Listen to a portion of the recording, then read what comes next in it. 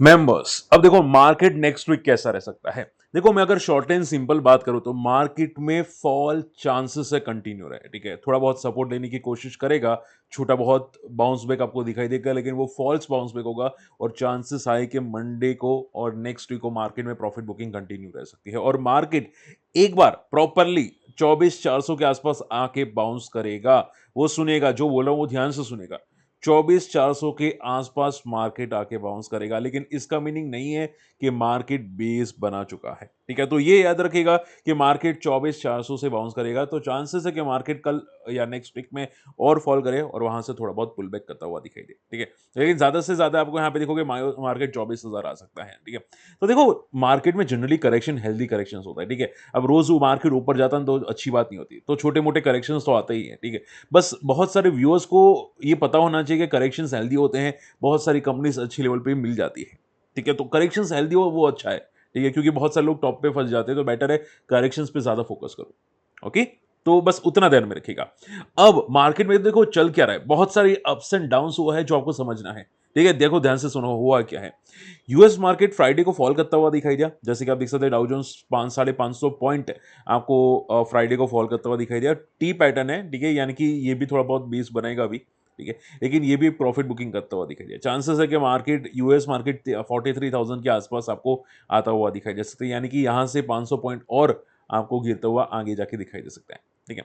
अब देखो गिरने की वजह क्या थी, तो डेफिनेटली ट्रम्प के टैरिफ जो 1 अगस्त को इंप्लीमेंट होने वाले थे, उसकी वजह से आपको प्रॉफिट बुकिंग एक आती हुई दिखाई दी मार्केट के अंदर, यूएस मार्केट के अंदर। ओके, इवन कुछ जॉब्स रेट आए थे वो भी थोड़े बहुत वीक थे, ठीक है। तो कुछ ग्लोबल मार्केट में न्यूज है जिसकी वजह से यूएस मार्केट फॉल कर रहा था।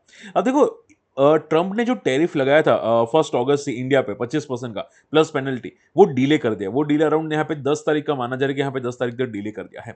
ट्रंप ने क्लियर कट बोला क्या इंडिया रशिया के पास से ऑयल नहीं खरीदेगा, ठीक है। इवन मार्केट में यहाँ पे ये भी न्यूज आती हुई दिखाई दी कि Oil from India Russia. That's अब, what I heard. I आप don't यहाँ know. पे मैं इसको म्यूट कर देता हूँ, तो इंडिया अब यहाँ पे ऑयल रशिया के पास से नहीं खरीदेगा और इंडिया यूएस के पास से यहाँ पे ऑयल खरीदेगा, ऐसा कुछ न्यूज आती हुई दिखाई दी, ठीक है। लेकिन ये न्यूज, ये रूमर्स आते हुए दिखाई दी और इन्होंने क्लैरिफिकेशन क्लियर कट कर दिया। किसने? यहाँ पे देखो, सी देखो यहाँ पे, जस्ट अ सेकेंड, देखो यहाँ पे इंडियन ऑयल रिफाइनरीज, यानी कि इंडियन ऑयल जो यहाँ पे इंडिया में है, ठीक है, उन्होंने क्लियर कट बोल दिया कि हम लोग रशिया के पास से ही ऑयल खरीदेंगे, ठीक है। तो जो ट्रम्प ने स्टेटमेंट्स दिया था कि भाई अब इंडिया रशिया के पास से ऑयल नहीं खरीदेगा, मे बी मंडे को मार्केट में पुल बैक आ सकता है, अब वो प्रॉपरली निकलता हुआ दिखाई दिया है, ठीक है। तो शॉर्ट एंड सिंपल में आप देखो मार्केट में एवरी सेकंड कुछ ना कुछ चेंजेस होते रहते हैं, ठीक है। एवरी सेकंड ट्रंप ने कुछ ये बोला, फलाना यहाँ पे इंडिया ने ये किया। इंडिया ने अभी तो ये भी किया था कि इंडिया कुछ राइफल जेट्स यहाँ पे यूएस के पास से खरीदा था, वो अभी कैंसिल कर दिया, ठीक है। तो बहुत सारे डेवलपमेंट्स हो रहे हैं, तो वो आपको ध्यान में रखना चाहिए, ठीक है। लेकिन पूछे सर ये डेवलपमेंट्स तो बार बार होते रहते हैं, पॉइंट मुद्दा ये है कि ये शांति कब होगी, कब खत्म होगा। तो देखो शॉर्ट एंड सिंपल में ये देखो मार्केट में हमेशा याद रखो कि प्रॉफिट बुकिंग आती है कोई ना कोई रीजन से, ठीक है। ट्रम्प की न्यूज की वजह से, फलाना न्यूज की वजह से, न्यूज कभी कभी इंसर्टेड होती है। मैं आपको पहले भी बहुत बार बता रहा था, तो आप सिर्फ शॉर्ट एंड सिंपल में ये समझो, जब तक मार्केट 24,000 के आसपास ना आए, ठीक है, 24,400 24,000 के आसपास ना आए, तब तक ये नाटक चलते रहेंगे, ठीक है। मार्केट को बेस बनाएगा, उसके बाद जाके चेंज होगी, ठीक है। देखो हमेशा याद रखो, देखो लास्ट टाइम भी मार्केट गिरे थे यहाँ पे,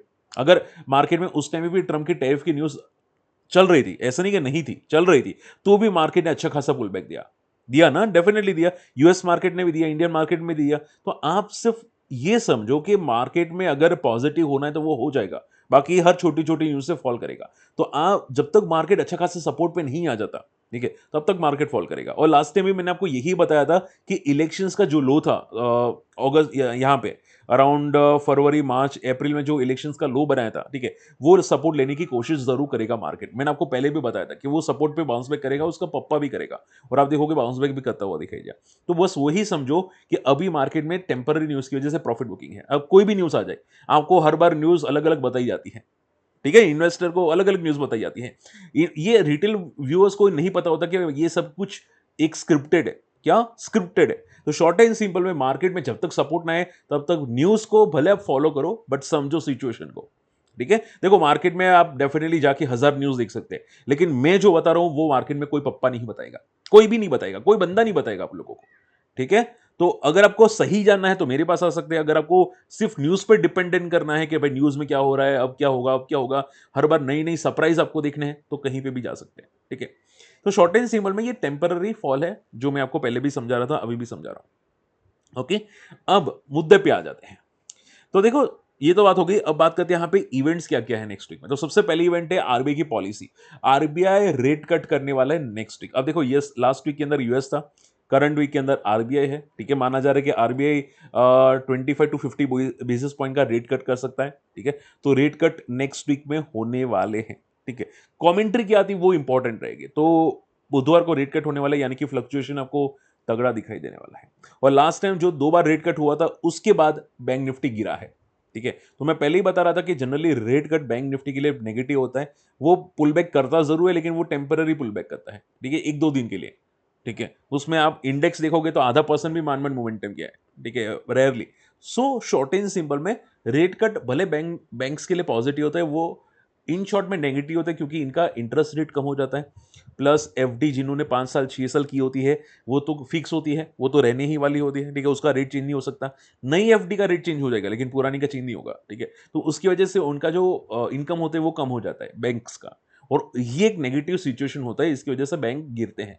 ये सिंपल बात है, जो रूल नहीं समझते बैंक का, ठीक है? वो मार्केट में नहीं समझते, मार्केट को ही नहीं समझते, ओके? सो बात याद रखिएगा, नेक्स्ट वीक में ये इंपॉर्टेंट है। हो सकता है बैंक निफ्टी पुल बैक करे बुधवार को, लेकिन ये और गिरने के चांसेस रखता है बैंक निफ्टी, ठीक है? इसके अलावा बजाज ऑटो के नंबर्स, ट्रेंड, डेविस लैब के नंबर्स आ सकते हैं नेक्स्ट वीक में। हाँ, तो याद रखिएगा, हेजिंग में थोड़ा फोकस कीजिएगा, अवॉइड रखिएगा, क्योंकि इनके नंबर्स अभी भी बाकी है। बहुत सारे लोग हेजिंग करते हैं ना, तो नंबर्स थोड़े वेट एंड वॉच पे हैं।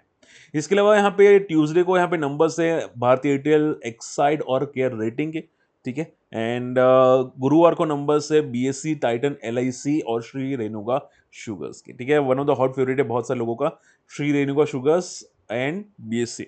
बीएससी के नंबर्स मुझे तो एक्सपेक्टेड वीक लग रहे हैं, बट देखते हैं क्या आते हैं, ठीक है? अगर अगर क्वार्टर टू क्वार्टर जंप आते हैं तो वापस ये पुल बैक कर लेगा, तगड़ा पुल बैक कर लेगा, बट मुझे लगता है कि क्वार्टर टू क्वार्टर वीक आने चाहिए बीएससी के नंबर्स।